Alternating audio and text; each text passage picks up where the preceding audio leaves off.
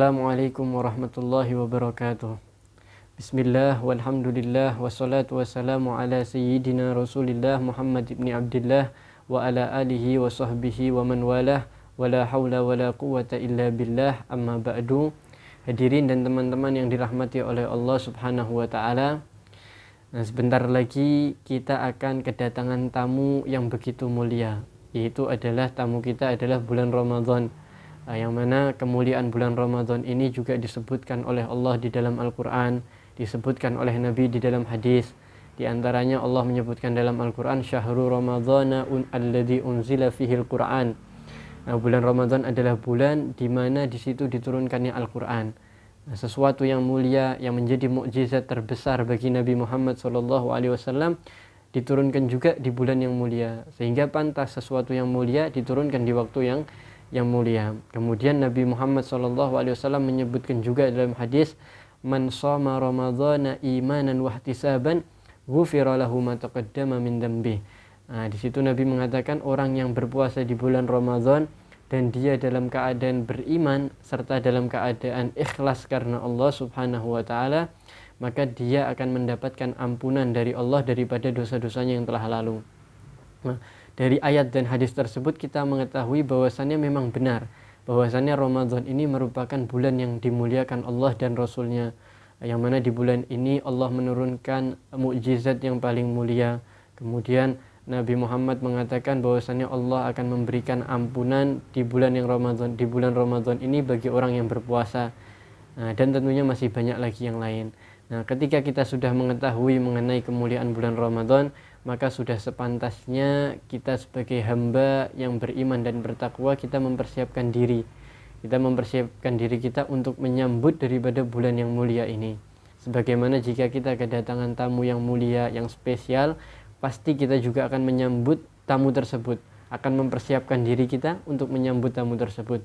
Maka ketika kita akan kedatangan bulan Ramadan ini, tamu yang mulia, maka kita juga sepantasnya kita mempersiapkan diri kita, membersihkan diri kita, sehingga ketika kita masuk bulan Ramadan, kita menjadi pribadi yang siap untuk mendekatkan diri beribadah kepada Allah Subhanahu wa taala.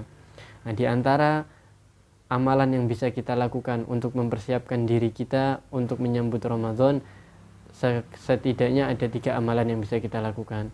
Amalan yang pertama adalah kita senantiasa memperbarui daripada taubat kita, yaitu tashihut taubah, memperbarui taubat.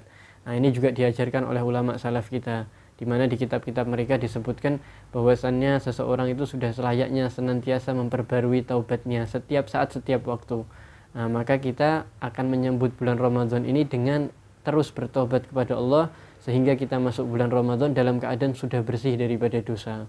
Kemudian amalan yang kedua yang bisa kita lakukan adalah kita menyambung tali silaturahmi, memperbaiki hubungan kita antara sesama manusia. Jika ada tali silaturahmi yang terputus, maka kita sambung lagi.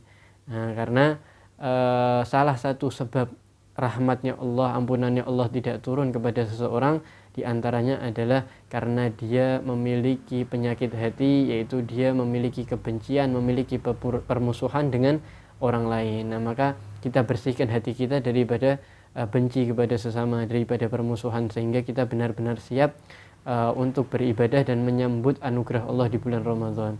Dan amalan ketiga yang bisa kita lakukan di bulan Ramadan adalah kita memperbanyak sholawat kepada Nabi Muhammad SAW. Terlebih kita saat ini berada di bulan Sya'ban, yang mana Nabi mengatakan bulan Sya'ban adalah Sya'ban syahri. Bulan Sya'ban itu adalah bulanku, bulannya Nabi Muhammad. Karena apa? Perintah sholawat kepada Nabi Muhammad turun di bulan Sya'ban. Sehingga para ulama salaf kita mengajarkan kita untuk memperbanyak sholawat di bulan Sya'ban. Maka amalkan ini, perbanyak sholawat kita. Di antara manfaat sholawat juga, di antaranya adalah ketika kita sholawat kepada Nabi Muhammad SAW, man shalla alayya wahidah sallallahu alaihi asyara. Barang siapa orang yang dia bersolawat kepada aku Nabi Muhammad 1 kali, maka Allah bersolawat kepadanya 10 kali. Jika kita bersolawat sama Nabi Muhammad, maka kita akan mendapatkan solawatnya Allah, yang mana solawatnya Allah ini berarti adalah anugerah rahmat daripada Allah Subhanahu wa taala. Kemudian tidak cukup sampai di situ, Nabi juga mengatakan orang yang bersolawat kepada Nabi Muhammad, maka malaikat juga akan bersolawat kepada dia.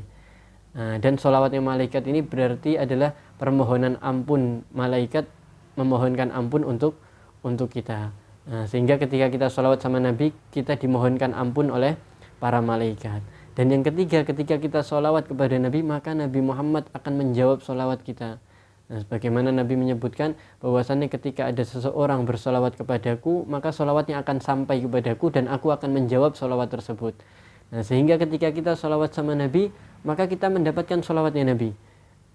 Solawatnya Nabi berarti otomatis kita mendapatkan doanya Nabi Muhammad Sallallahu Alaihi Wasallam. Jadi ketika kita memperbanyak solawat kepada Nabi, setidaknya kita mendapatkan rahmat daripada Allah, kita mendapatkan permohonan ampun dari para malaikat, kita mendapatkan doa daripada Nabi Muhammad Sallallahu Alaihi Wasallam, yang mana semuanya itu bukanlah sesuatu yang sepele. Itu yang menjadi jaminan kita dapat selamat di dunia dan akhirat. Sehingga jika kita bisa mengamalkan itu semua, maka insya Allah kita bisa masuk di bulan Ramadan ini dalam keadaan yang sebaik-baiknya. Sehingga di bulan Ramadan kita bisa fokus ibadah, menikmati ibadah kita dan mendapatkan anugerah yang begitu besar daripada Allah Subhanahu wa ta'ala. Insya Allah yang sedikit ini bisa manfaat buat diri saya pribadi, buat kita semua, dan tentunya bisa kita amalkan bersama-sama. Kurang lebihnya saya mohon maaf. Wassalamualaikum warahmatullahi wabarakatuh.